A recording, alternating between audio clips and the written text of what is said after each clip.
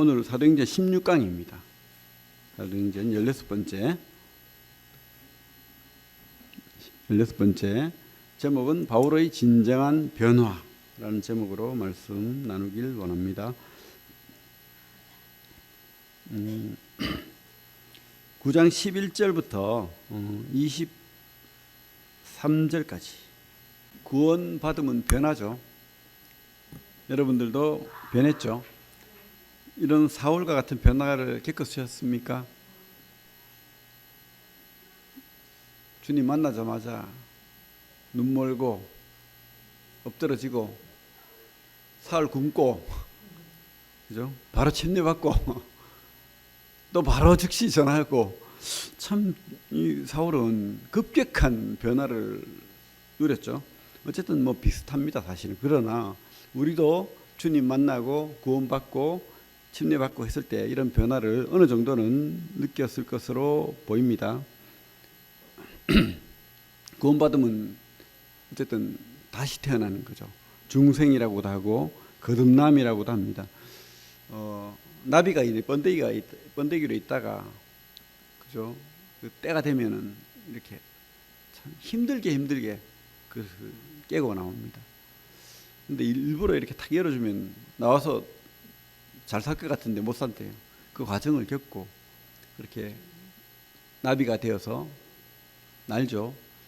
징그러운 구더기처럼 이렇게 기어다니다가 나비가 돼서 나는 그런 변화가 이 사울에게도 있었던 것으로 보입니다.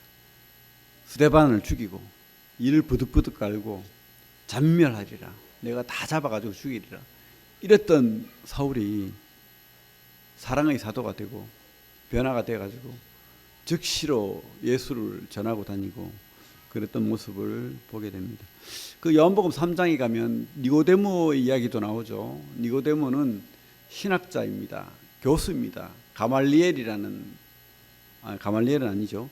어쨌든 그 바리새인들에게 성경을 가르치고 또 촉망받던 이름 있던, 그래서 70인 산헤드린 공회원으로 있던 그런 대단한 사람이었어요. 근데 그 사람도 참 하나님 믿고 그렇게 산다는 것이 허무한 거야. 그런 와중에 예수 소식을 들었던 것 같아요. 근데 젊은 예수가, 자기보다 어린 그런 젊은 예수가 영생의 소식을 전하고 하나님이 그 회개하라, 천국에 갔다, 하나님 나라를 전하는 모습을 보고 이제 그에게 뭔가 있는 것 같다 해가지고 밤에 찾아왔죠. 그러면서 당신은 훌륭한 선생이다 하니까 주님께서 아이고 어르신 오셨습니까 하고 이렇게 높은 자리에 앉혀야 되는데 주님께서 전혀 그렇지 않았어요. 왜? 우리 주님은 사람이 아니잖아요. 그래서 니고데모도 알로 보는 거죠. 네가 거듭나야 되겠다. 아니 그렇게 촉망받던 인도자 그룹에 있던 그 훌륭한 사람에게 대뜸한다는 말이 네가 거듭나야 되겠다. 얼마나 충격이 있겠어요. 그죠? 아직 나이도 어린 사람이 자기한테 네가 거듭나야 되겠다. 그죠? 그게 바로 다시 태어나는 거예요. 물과 성령으로 거듭나지 아니하면 하나님 나라를 볼 수 없다. 우리 주님의 말씀이잖아요. 물과 성령으로. 어떻게 물과 성령으로 납니까? 주님께서 그 뒤에 이제 해석을 하죠. 하나님이 세상을 이처럼 사랑하사 독생자를 주셨으니 그를 믿는 자는 멸망하지 않고 영생을 얻게 된다. 바람이 임의를 본다. 바로 그게 믿음이죠. 주님을 네가 나를 보고 나를 만나고 나를 믿지 않으면 너는 거듭날 수 없어. 나 예수를 통해서 네가 성령을 받을 수 있고 하나님의 영을 통해서 구원받는 거야. 이거 말하는 거죠. 지금 바울이 겪었던 그런 변화도 바로 이런 거죠. 바울이 성령을 받고 또 변화되는 것도 바로 주님을 만나는, 그죠? 얼마나 밝은 빛을 받습니까? 그 참 태양보다도, 저는 뭐 태양빛이 굉장히 밝고 제일 밝은 것 같은데 안 그렇대요. 태양빛에 뭐 수만 배, 뭐 과학을 잘 모르지만 그런 빛의 밝기도 있답니다. 그러니 우리 바울이 봤던 그 빛이 얼마나 밝았겠습니까? 태양을 만드신 그 우리 주님이 그 빛으로 이 땅에 오셨잖아요. 그래서 이 바울이 그 빛을 보고 눈이 멀어버렸어요. 그런 빛을 보고 엎드려졌잖아요. 그렇게 기고만장하게 내가 낸데, 내가 가말리엘 문화에서 수제자고 수석했고 내가 대표고 내가 먼저 대장이고, 그래가지고 스데반 죽일 때도 제일 먼저 앞장서고 그 모든 사람이 증인으로 우리 뭐 게임에 주장하듯이 완장을 차고 그렇게 했던 바울 아닙니까? 그런데 그가 엎드러져 버렸어요. 주님 앞에 엎드러지고, 그러고는 사흘 동안 굶고, 또 오늘 여기 보면 우리 10절에 사흘 동안 보지 못하고 먹지도 마시지도 아니하니라. 이게 충격입니다. 너무 큰 주님을 빛을 보고는 충격을 받아서. 그리고는 11절에 보면 이런 말씀이 있죠. 주께서 이르시되 일어나 집가라는 거리로 가서 유다의 집에서 다소 사람 사울이라는 사람을 찾으라. 그가 기도하는 중이니라. 구원받은 사람들의 큰 특징 하나, 기도한다. 구원받은 사람이 주님과 대화를 하지 않는다? 좀 이상하죠. 그거는 구원받지 않았을 가능성이 상당히 많습니다. 구원받은 사람은, 주님을 만난 사람은 뭔가 변화를 겪죠. 충격을 받습니다. 눈이 멀든지 엎드러지든지 뭔가 변화를 겪죠. 그리고 진짜 이 바울처럼 너무 충격을 받아서 그런지, 아니면은 내가 만난 주님이 진짜 주님인지 내가 한번 결판을 내보겠다 해서 굶는 건지 모르겠지만은 먹지도 마시지도 아니하니라. 사흘 동안. 야, 이거 참 대단한, 그죠? 여러분, 바울은 지금 큰 충격을 받았습니다. 그래서 사흘 동안 먹지도 마시지도 않고 눈이 멀어가지고 지금 볼 수도 없고 얼마나 답답했겠습니까? 그럼 할 게 뭐가 있어요? 기도하는 거죠. 근데 지금 주님께서 직접 이런 말을 하는 거예요. 지금 우리 성경에는 빨간 글씨로 돼 있죠, 그죠? 일어나 집가라는 거리를 가서 유다의 집에서 다섯 사람 사울이라는 사람을 찾으라. 그가 기도하는 중이라. 이게 어떤 감탄사와 같아요. 찾으라. 그가 기도한다. 주님도 이 바울의 기도를 통해서 깜짝 놀라는 겁니다. 지금까지 그 훌륭한 구약을 달달 외우다시피 하고 또 구약을 잘 가르치는 바울이 기도하는 거예요. 그러면 지금까지 그렇게 예배를 잘 드리고 성경을 잘 강의하고 또 세상 학문도 뛰어났습니다. 바울은요, 이렇게 로마 신문권을 가지고 있고 또 세상 학문에도 뛰어났고 아마 이렇게 수사, 그러니까 말하는 법, 글 쓰는 법, 이게 뛰어난, 왜냐하면 그 당시에 학문이라는 것이 말 잘하는 게 제일 큰 학문이었어요. 그런 법을 배우고 막 그랬을 거예요. 이런 바울도 지금 하나님을 만나고 주님을 만나고 답답한 거예요. 그래서 기도할 수밖에 없는 겁니다. 기도하는 거예요. 내가 만난 주님, 내가 지금까지 알고 있던 그런 것들이 과연 무엇인지. 그리고 결론은 뭐냐면 한 번도 그전에는 이런 기도를 해본 적이 없다는 거예요. 아무리 성경을 많이 알고 아무리 그죠? 사람들이 알아주고 훌륭한 목사고 신학자고 아무 소용없어요. 진짜 기도는 살아계신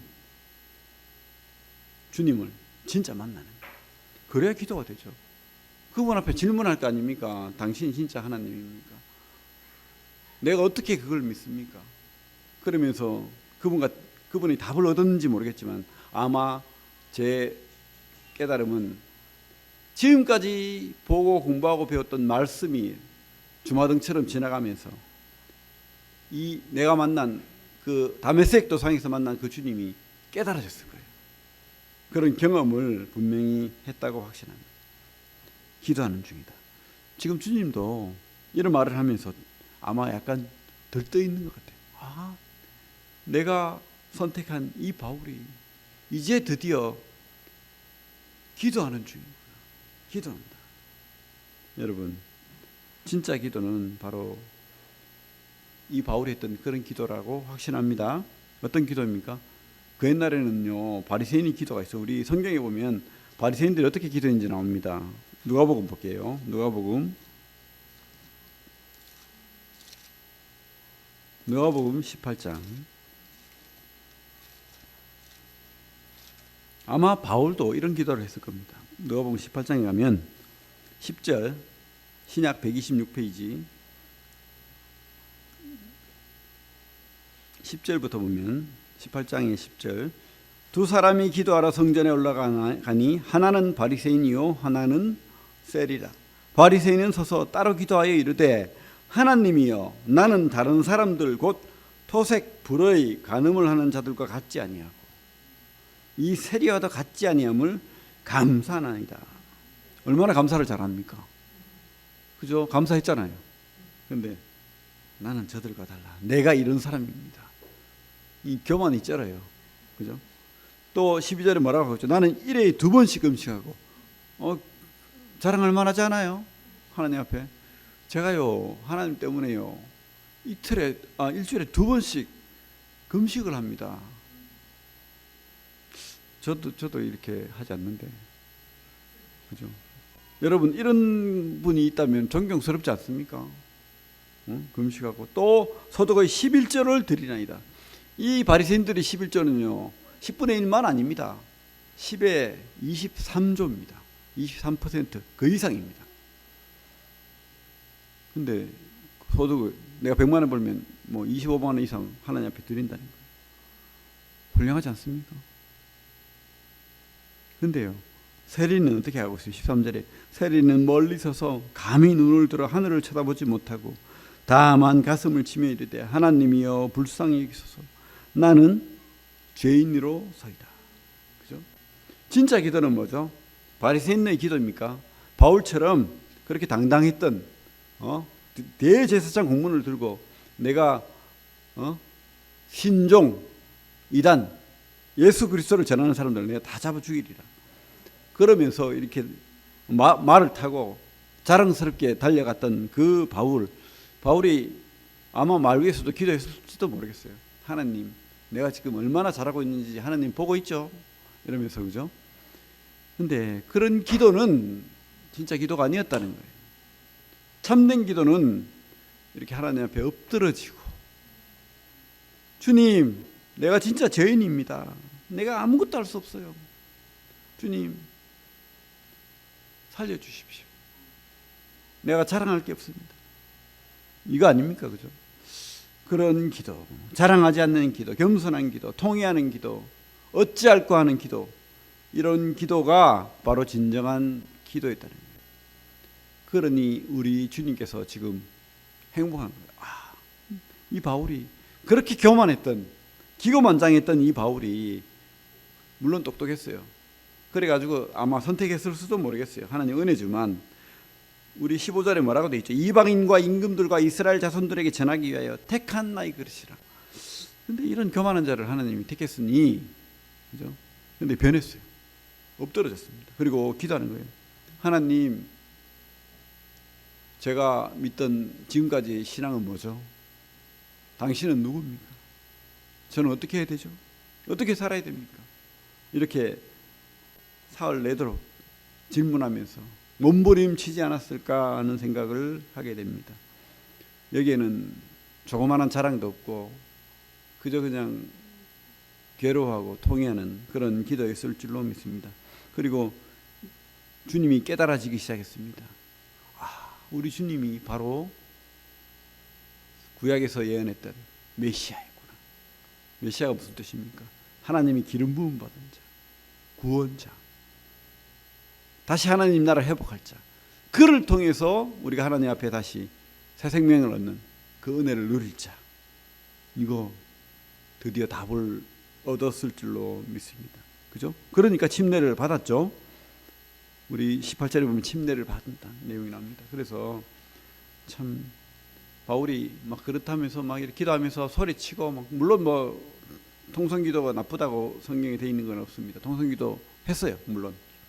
근데 골방에서 눈도 어둡고, 그죠? 굶고 하면서 골방에서 아마 기도했을 줄로 믿는데 소리치고 막 몸부림치지 않았을 거라고 합니다. 그냥 묵묵하게 눈 감고 하나님 앞에 계속해서 물었을 거예요. 하나님, 당신이 누구십니까? 우리 주님이 누구십니까? 내가 믿었던 게 뭡니까? 제가 어떤 믿음을 가져야 됩니까? 하나님, 성경의 말씀에 메시아가 당신입니까? 이런 질문을 계속 했다고 생각합니다. 그런 조용한 기도도 하나님이 또 듣고 기뻐하신, 그죠? 진짜 기도라면 지금 주님이 기뻐한다는 생각이 들어요. 아나니아한테 그런 말 하잖아요. 일어나 집 가라 하는 거리로 가서, 집가가 이게 무슨 이름이 아니고요, 곧은 길이란 뜻인데 그게 이름일 수도 있겠네. 근데 원어는 뭐 다른 게 있겠죠. 곧은 길이란 뜻입니다. 한자말입니다. 한자말. 집가라는 거리로 가서 유다의 집에서 5사람 사울이라는 사람을 찾으라. 그가 기도하는 중입니다. 우리 주님도 이게 들떠 있는 거예요 지금, 그죠? 그러면서 질문이, 내 삶은 이제 어떻게 해야 됩니까? 내가 스데반도 죽이고 많은 그리스도인을 괴롭히고 했는데 주님, 내가 어떻게 살아야 됩니까? 어떻게 살아야 됩니까? 이런 질문을 했지 않겠습니까? 여러분들이 진짜 주님을 만난다면, 진짜 믿었다면 이런 질문을 하십시오. 내가 어떻게 살아야 됩니까? 무엇이 진짜 하나님 기뻐하시는 삶입니까? 그런 질문을 하고 사시기 바랍니다. 그죠? 겸손하게 회개하면서. 그래서 하나님께서 회복시켜 주는 과정을 겪었다고 봅니다. 주님이, 그래, 내가 네가 얼마나 죄인인 거 알고, 네가 얼마나 무능한 거 알고 연약한 거 안다. 하지만 내가 너를 지명하여 불렀다. 내가 너 때문에 십자가에 박혔다. 이것을 깨닫게 해주셨다고 믿습니다. 여러분들 때문에 주님께서 십자가에 박히셨어요. 그죠?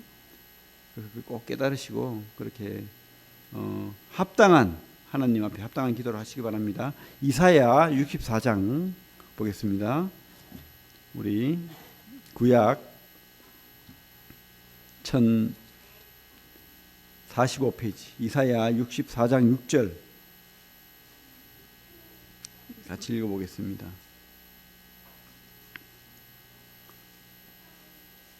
시작. 무릇 우리는 다 부정한 자 같아서 우리의 의는 다 더러운 옷 같으며 우리는 다 잎사귀같이 시들므로 우리의 죄악이 바람같이 우리를 몰아가나이다. 그죠? 형식적이고, 유대인들은요 얼마나 교만한지 몰라요. 지금도 그래요. 지금도 선민이야, 나는 저 이방인하고 달라 그러면서, 그래서 이 백인들이, 일반 그 당시에 기독교인들이, 유대인들이 싫어하는 이유가 너무 교만한 거예요. 우리만 선민이야. 우리는 그러면 안 됩니다. 내가 구원받았기 때문에 나만 하나님 사랑받고 너희들은 지옥 갈 자들이야, 이러면 안 됩니다. 그죠? 구원받은 사람이건 구원받지 않은 사람이건 이런 기도를 해야 하나님 기뻐하는 거예요. 우리의 의는 다 부정한 거예요. 교만할 수 없는 겁니다. 그죠? 우리는 하나님 앞에 나아갈 때 예복을 입어야 되는데 주님의 그리스도의 피의 예복을 입고 올라가는 거예요. 주님은 기도할 때 이렇게 기도하라고 했습니다.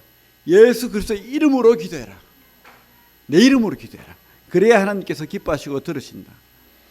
우리가 주님의 예복을 입어야 됩니다. 우리 마태복음 22장 11절에 보면, 그죠? 어떤 왕이 잔치에, 어떤 주인이 혼인잔치에 초대했는데, 그 당시 유대인들의 잔치는, 큰 부자는 예복을 준비해요. 그래가지고 그 초대받은 사람들의 옷을 갈아입습니다. 예복, 잔치 예복으로 갈아입고 그 잔치에 초대를 받고 잔치를 누리는 거예요. 근데 예복을 입지 않고 누가 툭 들어왔어. 그때 그 주인이 말이, 저를 쫓아내라. 저는 이 잔치에 들어올 자가 아니다. 이렇게 말씀하는 것을 주님께서 예화를 들었는데, 그런 거예요. 우리가 구원받은 사람이건 구원받지 않은 사람이건 주님 앞에, 하나님 앞에 나아갈 때 주님의 그 피의 예복을 입지 않고 주님의 이름을 덧입지 않고 나아가면 기뻐하지 않는 거예요.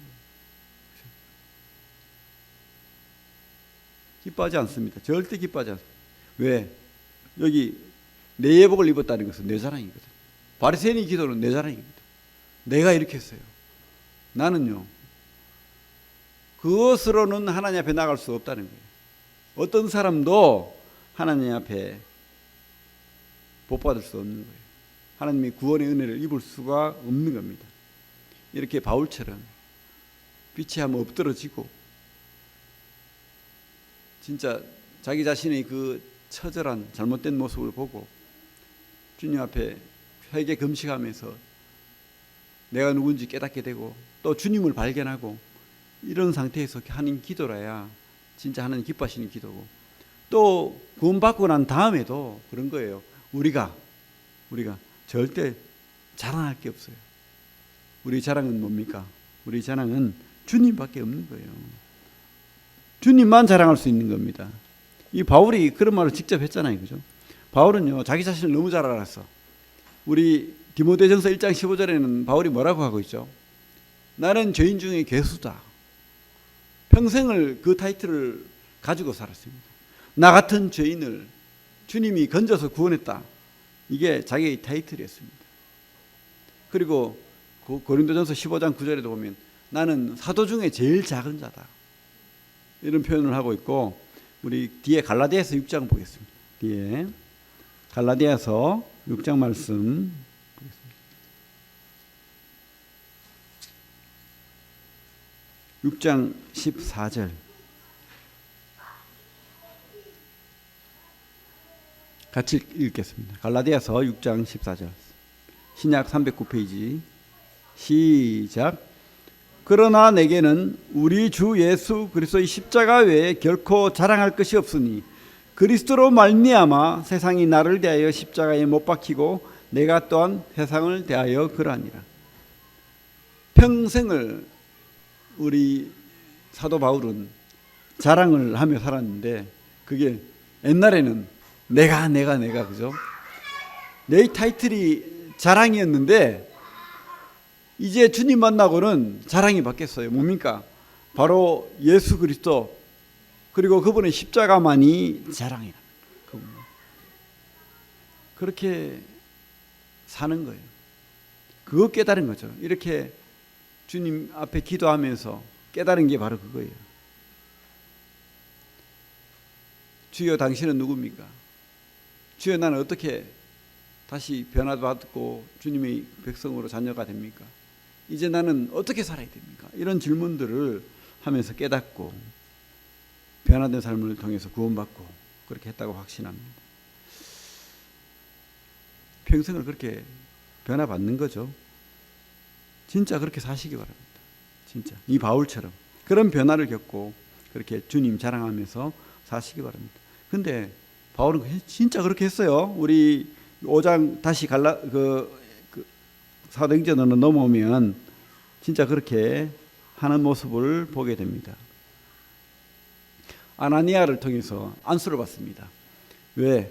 그 변화의 증인 그리고 침례까지 받아야 되니까. 아나니아가 겁이 났어요. 이 사람 막 잡아가두고 죽이던 사람인데, 그러니까 하나님께서 보증을 섰잖아요. 그래서 가서 안수를 하고 침례를 주고 이제 그가 다시 이제 구원받은 사람이 되었습니다. 구원받은 사람이 되니까 20절에 보면 9장 20절 사도행전 9장 20절 보면 이렇게 돼 있죠. 즉시로 각 회당에서 예수가 하나님의 아들이심을 전파하니. 그가 이제 전파자가 된 겁니다. 구원받은 사람은 진심 어린 그런 기도를 한다고 했죠. 겸손한 기도, 또 하나님 앞에 내가 어떻게 살아갈까, 이런 그런 겸손한 기도를 하는데, 두 번째 변화는요, 바로 이런 전파하는 자가 되는 거예요. 바로 예수가 하나님의 아들이심을 전파하는. 진짜 복음이죠. 이게 진짜 복음입니다. 우리가 오해하는 것은 주님이 십자가에서 나의 죄를 다 대속했어, 용서했어, 그게 믿음이라고 생각하는데 그거는 믿음이 아니죠. 그건 주님이 하신 거예요. 우리가 믿는 것은 바로 주님을 믿는 거예요. 그분이 누구신가? 구약에 예언된 바로 그분이 메시아다는 거, 그분이 우리 죄를 다 대속하신 구원자라는 그분을 믿는 거예요. 그분을. 그래서 복음을 전하기 시작합니다. 어떤 복음을 전했습니까? 바로 예수가 하나님의 아들이시다. 예수가 그거 자랑하는 거예요. 그런데 그분이 우리를 너무 사랑하셨어. 그래서 나의 죄를 십자가에서 다 대속하셨어. 그리고 그 사망의 권세를 깨뜨리시고 부활하셨어. 바로 그분이 내 자랑인 거예요. 인류 최대의 자랑 되신 멋지신, 그죠? 여러분들이 뭐 신랑이 잘났고 남편이 잘났고 내 자식이 잘났고 뭐 그럴 수 있습니다. 훌륭합니다. 근데 여러분들이 진짜 자랑은 우리 주님이 돼야 됩니다. 주님. 너무 자랑스러워. 그러니까 자랑하잖아요. 근데 너무 내가 자랑스러워가지고 내가 막 자랑하지 말고 나를 살리신, 나를 구원하신 그 예수. 바울이 자랑할 게 얼마나 많았겠어요. 집에 재산도 많아요. 그래서 나는 로마 신분을 가지고 있어. 나는 가말리엘 문화의 수석 졸업생이야. 사람들이 다 나를 대표로 뽑아. 근데 그런 자랑 다 내려놨어요. 누구를 자랑했습니까? 바로 우리 주님. 예수가 바로 하나님의 아들이다. 평생 이거 전하겠다고 결심하고 살았던 분입니다. 21절 보면 이런 말씀이 있죠.